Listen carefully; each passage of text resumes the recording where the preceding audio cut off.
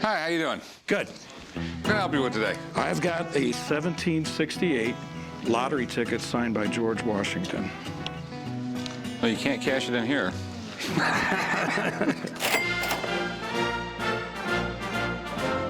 I'm going in the pawn shop today to try to sell a lottery ticket signed by George Washington. What I like about this lottery ticket is it's very rare and the signature is pristine. So where the hell did you get this? Well, I bought that from a collector in Connecticut, and I'm an avid document collector, but I have more documents than I have money, and I need some cash. So do you know anything about it, or?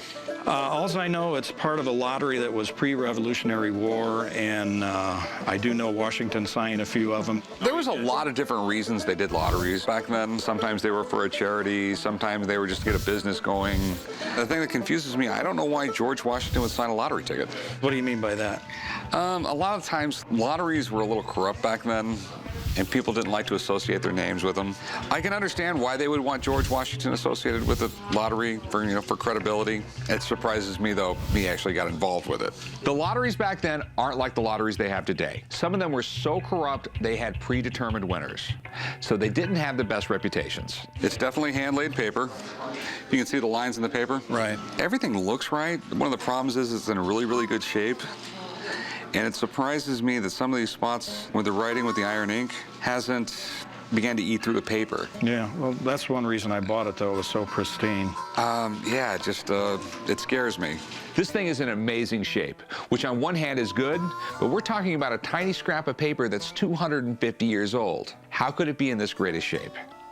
Makes you a little suspicious. Did you want to pawn it or sell it? I really want to sell it. Did you have an idea what you wanted for it? I feel the thing's worth between $8,000 and $10,000. I think the autograph's worth about $8,000, and I want to get at least $5,000 for it. I'd really like to get it checked out. This is way beyond my area of expertise. I got a buddy who knows all about this stuff. Let me get him in here. We'll look at it. We'll see what we can do. I'd love But it. I just don't want to. I don't even want to throw out a number. That's fine. Okay? Okay. Well, this is what I called you about. I'm a specialist in early American autographs, documents, and various Americana. The early colonial period lotteries were a way for funding special projects such as the building of bridges, restoring buildings, in this case, building a mountain road. George Washington was a landowner, a speculator, and this was actually a project that he had come up with to build a resort, if you could believe that, based on the type of baths that were in Bath, England. And this was to build a road going to the Hot Springs area in Virginia. Oh, okay. So, Rick, what are your concerns about this lottery ticket? You know, the first big giant flag throwing up is it's in such wonderful shape. Okay. Well, in this particular instance, the tickets were never issued. He had them printed up, signed and numbered, but they never actually held the lottery. So someone originally found all the original paperwork and cut it up and sold the signatures, or? Fundamentally, that's what happened. And that's why this particular ticket has the number on the left plus the number on the ticket. Normally, you would cut off that portion and then match the ticket up against the cutting lines when it was presented for a prize. The fact that these were never issued is fantastic. It explains why they're in such good condition and means they can be worth a lot of money. The signature itself is absolutely authentic. It was numbered by George Washington himself when he was signing them. So what's it worth? This particular one is pretty much the king of all American lottery tickets. If it were in one of our auctions, I believe I'd put an estimate of between $15,000 and $20,000 on this lottery ticket. 15 and 20?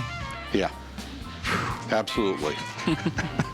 Thanks for coming in, Dana. Appreciate it. You're more than welcome. I was totally shocked that it was such a valuable piece, more valuable than what I really estimated, but it thrills me to death to have this kind of history in my hand. So how much you want for it? How about 15,000? I'm thinking more in the area of $8,000. 8,000. I mean, I think it's more than a fair price.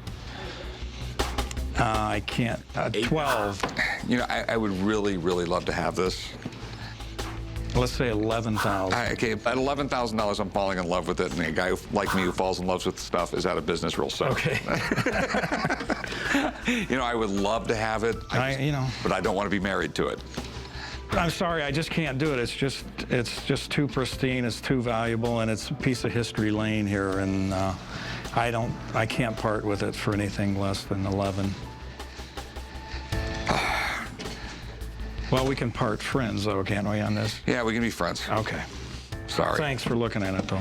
I'm really, really bummed we weren't able to make a deal on this, but this is a business, and if you forget that for a second, you're not going to last long.